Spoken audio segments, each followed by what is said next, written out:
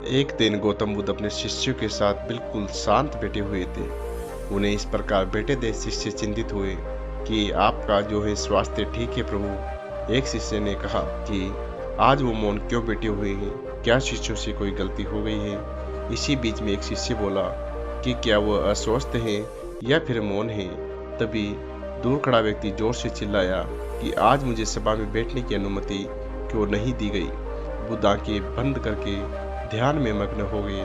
फिर व्यक्ति फिर से चिल्लाया कि मुझे प्रवेश की अनुमति क्यों नहीं मिली। इसी बीच एक शिष्य ने उसका पक्ष लेते हुए कहा कि उसे सभा में आने की अनुमति प्रदान की जाए। बुद्ध ने आंखें खोली और बोले, नहीं, वह अछूत है, उसे आज्ञा नहीं दी जा सकती। यह सुनकर शिष्य को बड़ा आश्चर्य हुआ।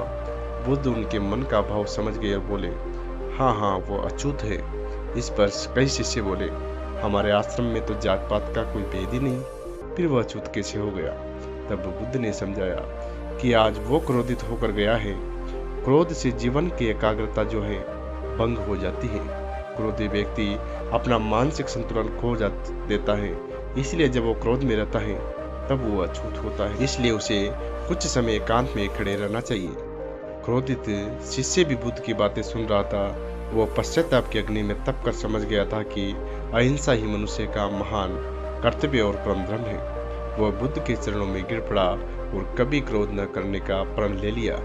दोस्तों, इससे हमें यही शिक्षा मिलती है कि हमारा जो क्रोध है उसके कारण व्यक्ति अनर्थ कर बैठता है और बाद में उसको पछताने के अलावा कुछ नहीं मिलता है, उसे कुछ लाभ प्राप्त नहीं होता। इसलिए हमें क्रोध नहीं करना चाहिए। दोस्तों, असल मायने में क्रोध व्यक्ति अछूत व्यक्ति हो जाता है और उसे अकेला ही छोड़ देना चाहिए, क्योंकि क्रोध करने से तन मन की हानि तो होती है, साथ में से धन की हानि भी होती है।